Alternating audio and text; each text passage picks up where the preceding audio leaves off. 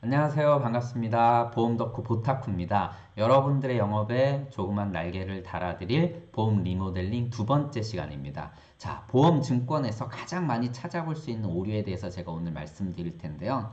제가 단어 하나를 이렇게 갖고 와봤습니다. 접점. 어떤 뜻인지 다 아시죠? 자, 원빈 주연의 영화 아저씨라는 거 기억하십니까? 네, 이 영화는 전 100번도 넘게 봤는데 여기서 형사가 이 마약 살인 사건을 수사하는 과정에서 이런 표현을 씁니다. 접점이 안 잡힌다고. 차태식에 대해서 접점이 안 잡힌다라는 표현을 씁니다.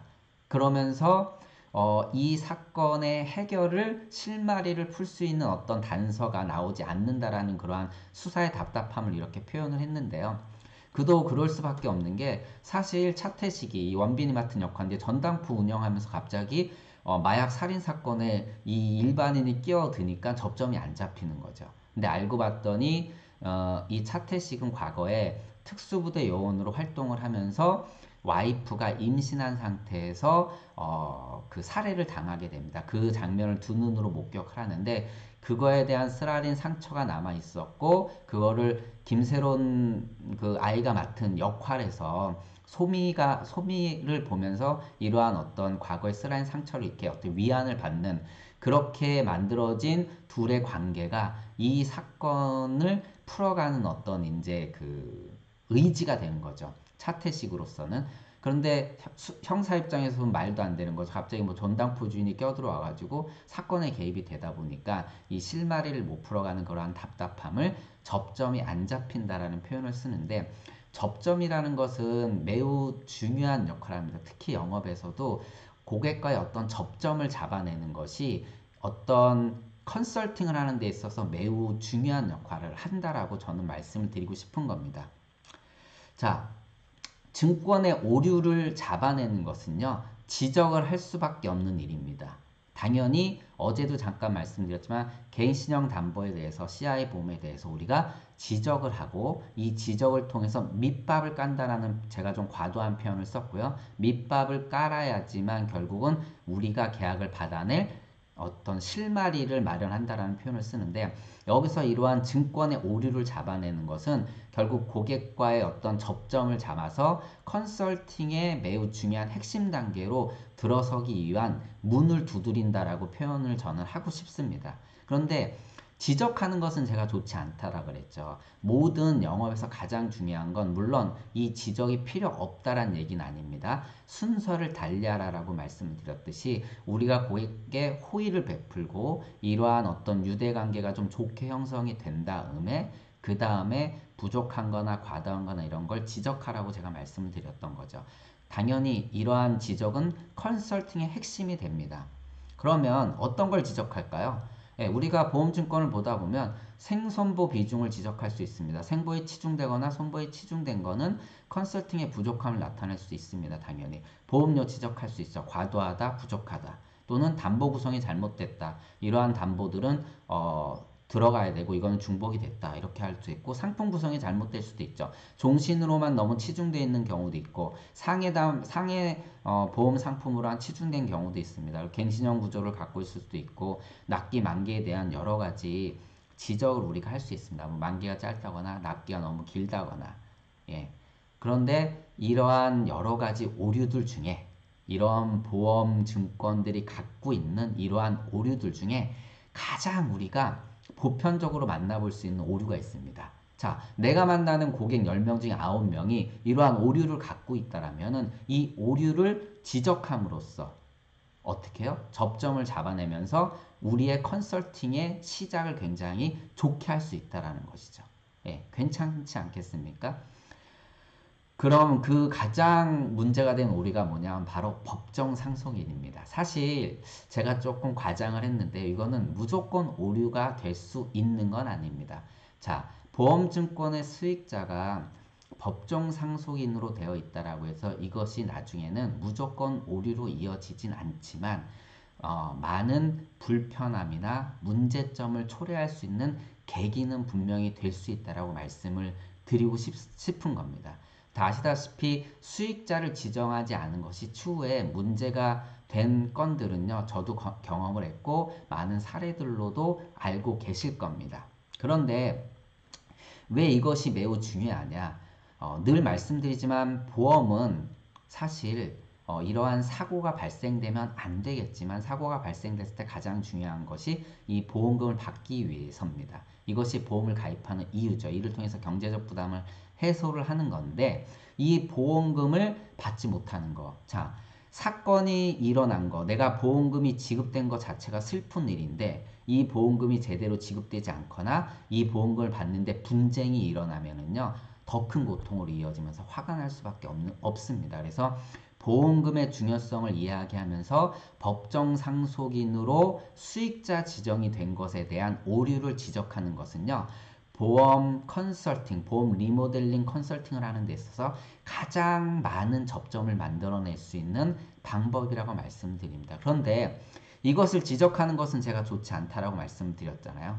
예, 그런데 이러한 것들을 어떻게 전달해야 되는 것이 매우 중요하다라고 말씀을 드리는 건데, 자, 전달과 행동, 이것은 뭐냐면 다시 말씀드리면 제가 재무 설계를 해서 자산 포트폴리오를 만들어 드렸는데 고객이 행동하지 않으면 결국 의미 없다라는 거죠. 뿐만 아니라 우리는 많은 시간과 노력을 투자했지만 성과가 만들어지지 않습니다.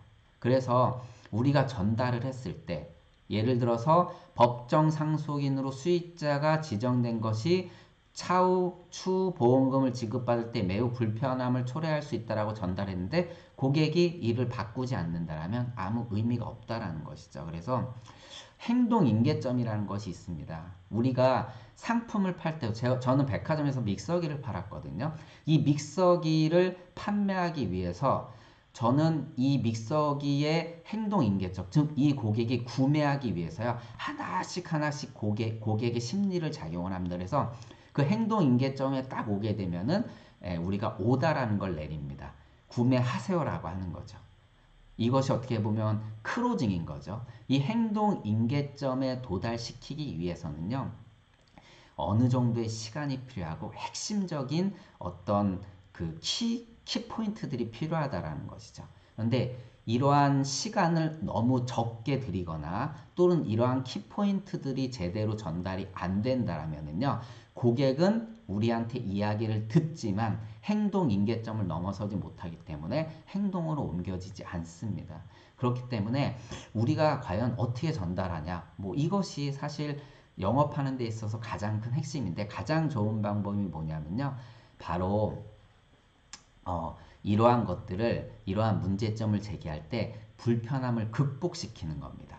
그죠? 내가 오류를 지적했다. 그런데 이것이 불편하게 전달된다. 그러면 고객은 행동 임계점에 잘 도달하지 않습니다. 행동 임계점에 쉽게 도달시키기 위해서는요, 긍정적으로 파저티브한 일들로 이 사건들을 끌어가면서 결국은 고객이 오케이 하게 만들어야 된다는 것이죠. 자, 여기 오늘 또 좋은 기사가 나와서 제가 보여드린데, 아내 외도로 나온 혼외자 남편의 법적 친자로 봐야 한다라는 기사 내용이 있습니다. 굉장히 딱 기사만 봐도 쇼킹하죠. 근데 이 기사가 두 가지로 나왔어요. 이 기사에서는 그림까지 넣으면서 유전자 달라도 뒤늦게 친자관계 부인 안 되라고 얘기했습니다. 자, 후자의 기사가 눈에 더 들어오십니까? 전자의 기사가 더 눈에 들어옵니까? 저는 사실 전자가 더 눈에 들어옵니다. 물론 여기에 그림까지 넣었으면 그런 인포그래픽까지 썼으면 좋았겠지만은 아내 외도로 낳은 혼외자, 이게 훨씬 더 와닿는다라는 얘기죠. 제가 예전에 그 모 백화점에 가서 상속 관련 강의를 좀 한 적이 있었는데, 뭐 제가 상속 이런 전문가는 아니지만 고객들한테 이 수익자나 상속에 대한 어떤 중요성을 그 부각시키기 위해서 강의를 한 적이 있는데, 여기에는 뭐 상속에 대한 세법 이런 강의는 다 필요 없습니다. 과거의 어떤 사건을 통해서 뭐 우리가 유명했던 관 사건이라든가 이런 걸 통해서 이걸 잘못해 놓으면 굉장히 큰 문제점과 피해를 초래할 수 있다라는 사건 몇 개만 얘기해 주면 소비자들이 이제 고객들의 니즈와 한계가 충분히 됩니다. 그런 것처럼 아내 외도 나온 혼외자 남편의 법적 친자로 봐야 된다. 굉장히 쇼킹하죠, 기사 자체가.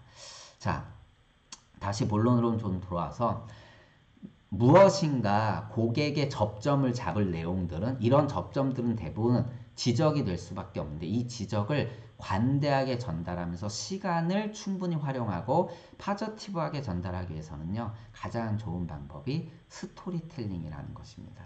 네, 어떤 얘기인지 아시죠? 예를 들어서 고객한테 이렇게 얘기합니다. 고객님, 법정 상경 수익자를 지정하시게 되면요, 제가 많은 고객분들도 직접 경험을 했는데 나중에요, 보험금 받을 때 문제 생깁니다.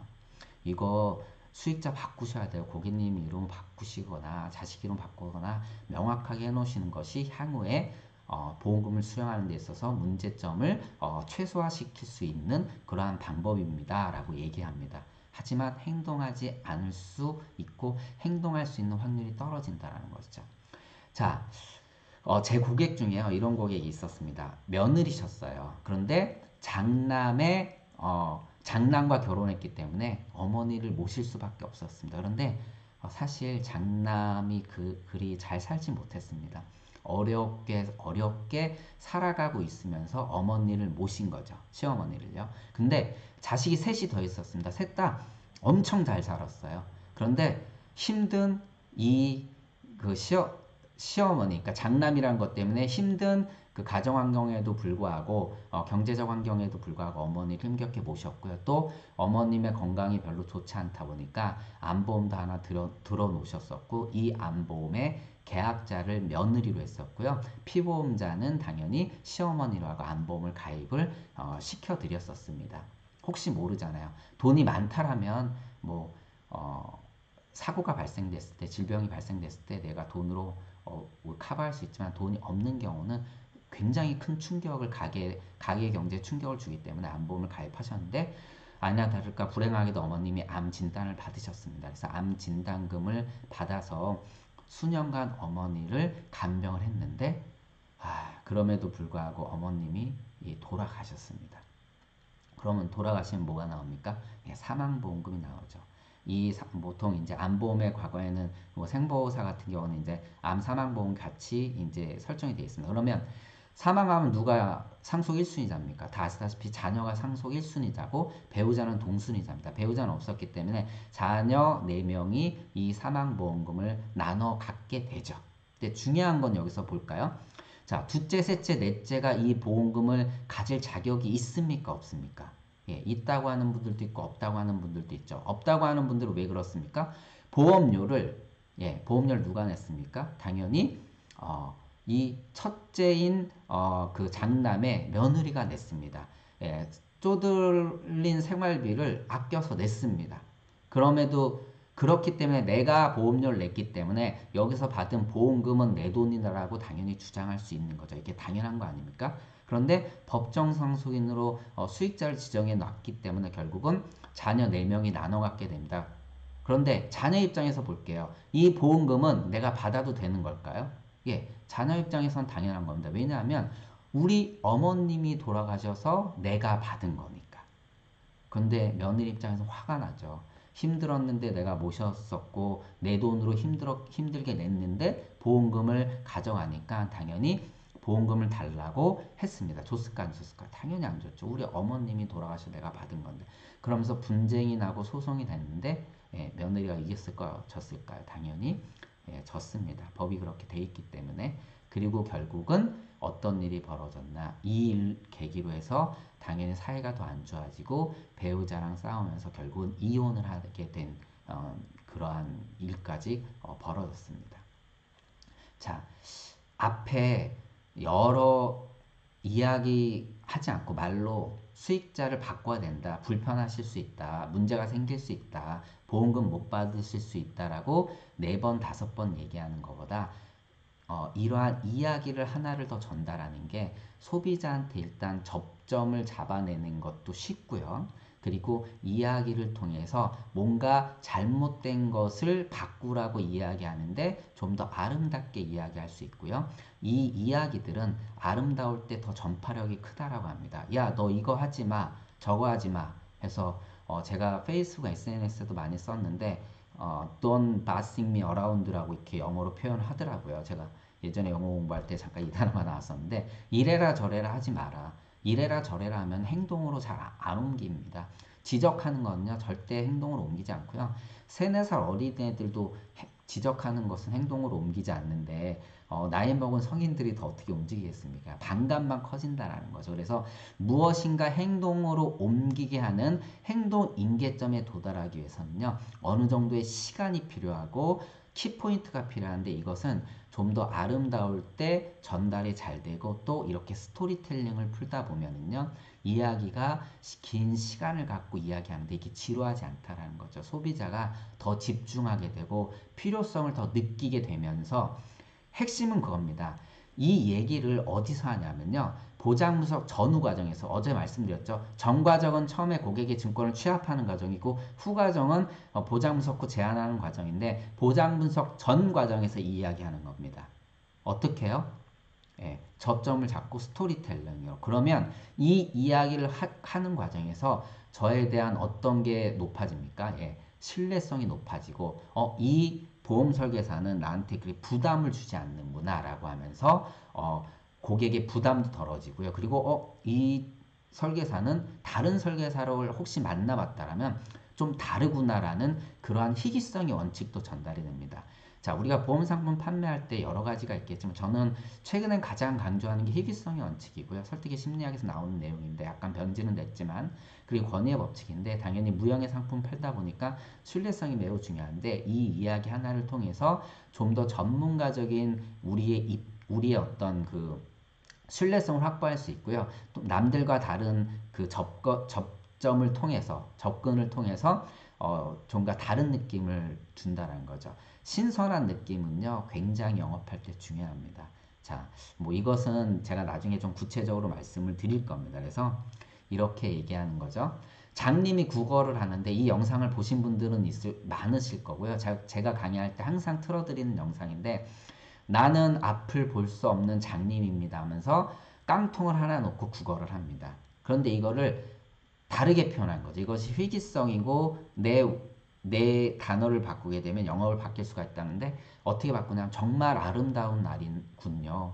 하지만 전 그걸 지금 볼 수 없네요. 라고 하는 거죠. 똑같은 말입니다. 저는 장님이니까 앞을 볼 수 없다는 말인데, 전자의 말과 후자의 말은 전달력이 어마어마하게 차이가 납니다. 결국 이 전달력은요, 이 문장 하나를 바꾼 것만으로도 고객의 행동 임계점을 단숨에 뛰어넘어 버리게 되죠. 그래서 깡통에 그 돈을 많이 넣게 하는 거죠. 이것이 바로 우리가 똑같이 영업을 해도, 똑같이 열심히 해도 성과가 다른 가장 큰 차이입니다. 네. 다음 시간에는요, 당신의 이야기에 정말 귀를 기울이게 하는 거. 앞서 말씀드린 스토리텔링을 하기 전에요, 더 중요한 것이 있습니다. 정말 중요한 것이 있습니다. 이 방법에 대해서 알려 드릴 거고요. 제가 뭐 경험한 거니까요. 그리고 또 다음 시간에는 맨날 파는데 그렇게 파니까 매출 안 오르는 거야. 예, 좀 듣기 거북한 얘기겠죠. 제가 어떻게 보면 지적질 하는 건데, 좋은 방법. 그러니까 그렇게 열심히 하시지만 더 매출을 올릴 수 있는 방법에 대해서 제가 또 이야기해 드리도록 하겠습니다. 자, 보험 덕후 보타쿠 오늘 시간 여기까지고요.